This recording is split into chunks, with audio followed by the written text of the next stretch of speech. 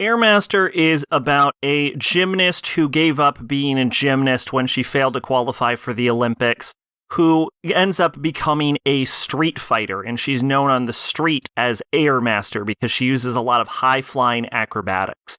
If we're being honest, she is like way too tall to have been an Olympic gymnast in real life because the woman is gigantic, but it's an anime, so you know what, let's let it go. So basically, there's just a thriving street fighting scene in the city, and she basically goes from challenger to challenger, each with their own little quirks. There's different arcs throughout the course of the show, so there's no point getting into the nitty-gritty. At one point, she fights a luchador that's like her first main fight. There is a school gang that's coming from Okinawa that tries to kidnap one of the friends she ends up making because the girl is famous for having just the hugest tits, and she ends up fighting the leader of that. And the story, she becomes a professional wrestler at one point. We'll deal with that in a second. And then the whole end of the story feels very rushed, which I think we're going to have to talk about at some point. But yeah, the story feels very rushed at the end. And the anime ended in 2003 and the manga ended in 2006. So I wouldn't be shocked if the ending wasn't incredibly rushed or if it wasn't an anime-only ending. In fact, I would counter that by saying I would be shocked if that was not the case. If this was how that arc ends in the manga, it's absolutely terrible. But the last episode, sort of all of a sudden, like a lady comes up who can see ghosts, who was introduced previously, but it felt like she had more going on. She leads the main character, then the main character takes down her rival in one hit, which we will get back to why that's a problem in a second.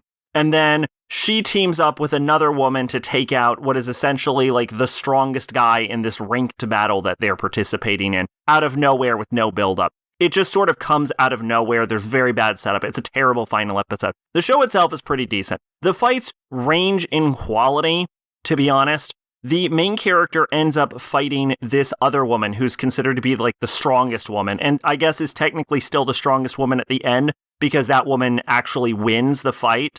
But yeah, that fight is like super technical. Like we get to see every hand movement and like every twist of the characters. It's like super detailed, far more than any of the others. And there's also a fantastic fight between the main character and the wrestling ring, which we will now talk about the wrestling ring. But before that, just a little bit before that, we have to talk about the best character in the entire fucking show, which is Kaori Sakiyama, who is absolutely one of the best rivals I've seen in any anime whatsoever. She is a inspiring model who has got quite the little mouth on her and spends a lot of time shit-talking people. And she gets jealous of the main character's attention right at the very start of the show, like episode 3 or something, challenges the main character to a fight. And she has some martial arts experience, but she's not a street fighter by any metric.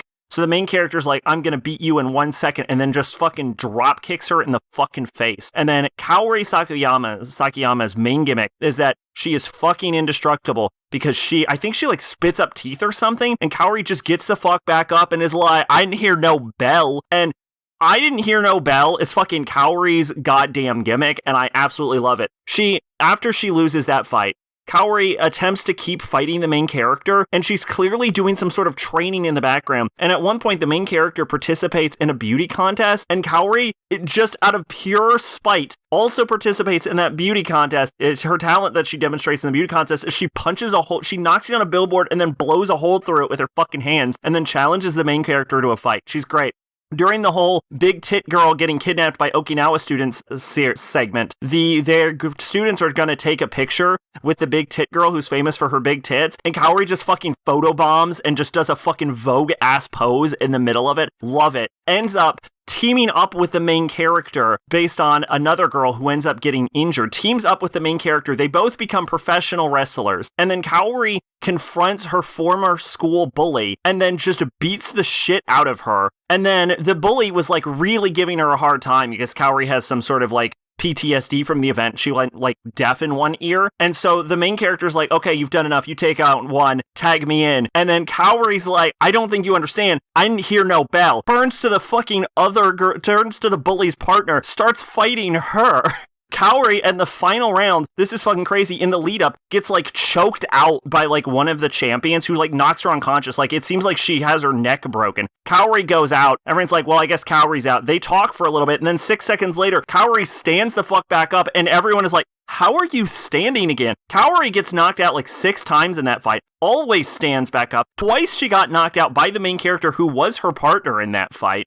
And there's also another scene, like way back earlier before that, where Kaori's fighting the main character, and the main character's beating the living shit out of her. And then Kaori is still standing despite like all of the blood and damage that's being done to her. And the fight is only broken up because the main character's friends were telling her that she was going too far in the fight. Kaori is a fucking treat. Anyway, Kaori is the one who gets one shot in the final episode, and if I've shown you anything during my amazing love of Kaori Sakiyama, it is that Kaori going down in one hit is fucking impossible. Kaori gets knocked out by the main character. The main character goes off to fight some other guy. Then 10 minutes later, Kaori is standing back up and is just watching the fight because Kaori doesn't fucking care. Kaori is indestructible. When the main character fights the strongest woman in the city, the main character is like on the ground. Kaori shows up and she's like, you're not a fucking allowed to lose to anyone but me. Get back up. And the main character's like, you're right. I'm going to copy Kaori's fighting technique. Walks up to the woman, gets stabbed directly in the fucking stomach, grabs the woman, and just starts headbutting her into the fucking ground. It is absolutely delicious. When the main character's feeling depressed at one point, Kaori teams up with the main character, and then they go act as villains in a children's Super Sentai play, but the main character's so depressed, she ends up beating the shit out of the Sentai Rangers, and so Kaori's like, well, I guess we're committed to this. So when other Sentai show up, other people in costumes, they just kick the shit out of everyone, and then Kaori gives a speech to all of the children to always follow your dreams. It's fucking, she is the best. She has a mic during the wrestling match, and she starts shit-talking her competitors during their matches because they never took the mic from her. So she just shit-talks everyone the entire time. Kaori is like loud. She's obnoxious. She is an indestructible character. She's not the strongest in the series by far, but every moment she is on screen is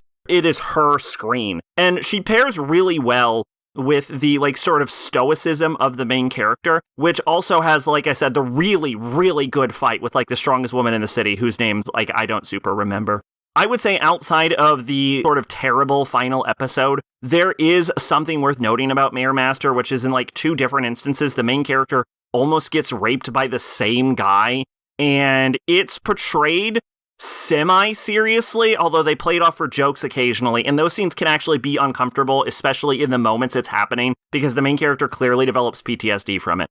So there's some uncomfortableness in the story, but overall, Airmaster was actually a pretty good watch start to finish, and I will have to say that if you completely ignore the final episode, which you definitely should, I really wish there was a season 2 of this and that it just finished the story of the manga. Twitch and Discord in the description. I've been Sacrobolic, your envoy of hope. Bye-bye!